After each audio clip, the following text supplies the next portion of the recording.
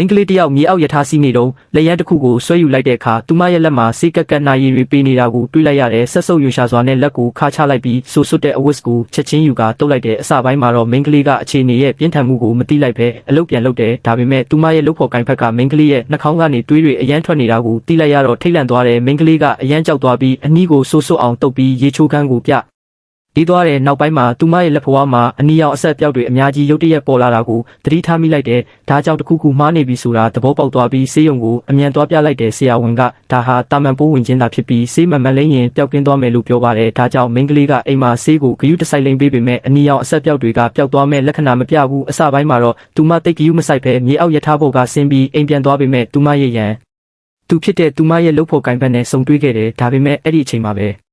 သူတို့စကားပြောနေတော့မှပဲကြောက်စရာကောင်းတဲ့အဖြစ်အပျက်တစ်ခုဖြစ်ပျက်ခဲ့တဲ့မင်းကလေးရဲ့နှာခေါင်းကရုတ်တရက်သွေးတွေပြန်ထွက်လာပြန်တယ်အိမ်ပြန်ရောက်တော့သူမရဲ့ရန်သူနဲ့တွေ့လိုက်တယ်သူမကိုစိတ်ဖြေဖို့လုပ်နေတော့မှပဲသူမရဲ့လုပ်ဖို့ကိုင်ဖက်ဟာမင်းကလေးရဲ့နှာခေါင်းသွေးတွေထွက်နေတာကိုထိတ်လန့်တကြားတွေ့လိုက်ရတယ်ခွေးရွက်ချက်ချင်းသဘောပေါက်ပြီးရေချိုးခန်းနဲ့ပြေးဝင်သွားတယ်ဒါပေမဲ့သွေးတွေကိုတုပ်နေတော့သူမရဲ့လက်တွေမှာအဖုအသစ်တွေပေါက်နေတာကိုတွေ့လိုက်ရတယ်နောက်တစ်စက္ကန့်မှာမင်းကလေးဟာအိမ်မက်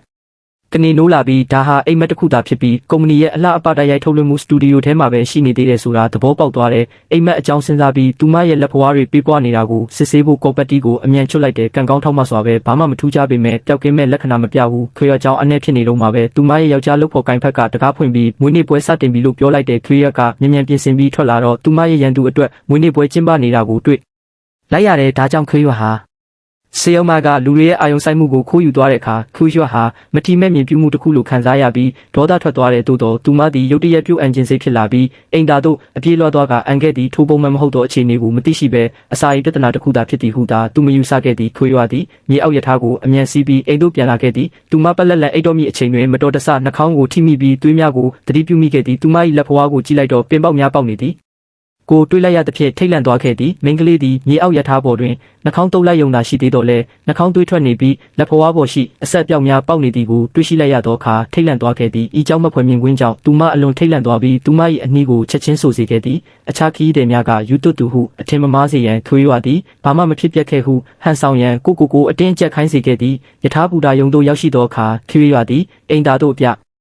တေးလွှားသွားပြီးနေရာကိုတေချာစွာစစ်ဆေးခဲ့သည်သူမသည်ကော်ပတ်တီကိုမြောက်လိုက်ရာထိတ်လန့်တုန်လှုပ်သွားပြီး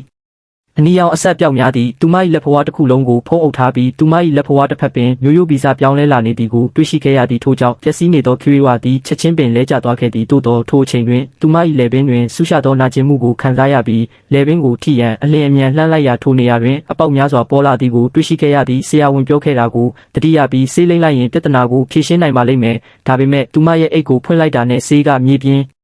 ပေါ်ပြုတ်ကျသွားပါတယ်ကျူဟွာဆေးကိုကောက်ယူဖို့ကုန်းလိုက်တော့ရုတ်တရက်လက်တစ်ဖက်ကဆွဲယူသွားပါတယ်ဇဝေဇဝါဖြစ်နေတဲ့ကျူဟွာချက်ချင်းပဲအံ့အားသင့်သွားပါတယ်ဒါပေမဲ့သူမထိတ်လန့်သွားတဲ့အချိန်မှာပဲတကားအပြင်ဘက်ကသူမရဲ့ရန်သူရဲ့အတန်ကိုကြားလိုက်ရပါတယ်သူမရဲ့ဖျို့ဖျဲဖြစ်နေတဲ့အသွင်ပြင်ကိုမမြင်ရအောင်သူမကမြင်မြင်ချင်းဆန်ပြီးထွက်သွားဖို့ပြောခဲ့ပါတယ်ဒါပေမဲ့နောက်တစ်စက္ကန့်အတွင်းမှာပဲပိုပြီးကြောက်စရာကောင်းတဲ့အရာတစ်ခုဖြစ်ပျက်ခဲ့ပါတယ်ကျူဟွာရဲ့လက်ဖွားပေါ်မှာအပင်တွေပေါက်လာပြီးသူမရဲ့မျက်နှာဒါတောင်ကြမ်းတမ်းစွာပေါက်လာပါတယ်နောက်ဆုံးမှာတော့ကျူဝါဟာပန်းတွေစိုက်ပျိုးဖို့အိုးတလုံးဖြစ်လာခဲ့ပါတယ်ဇလန်းကဒီမာတင်ပြီးဆုံးသွားပါပြီကျမကရှောင်းဟဲပါနောက်တစ်ခါပြန်ဆောင်ကြတာပေါ့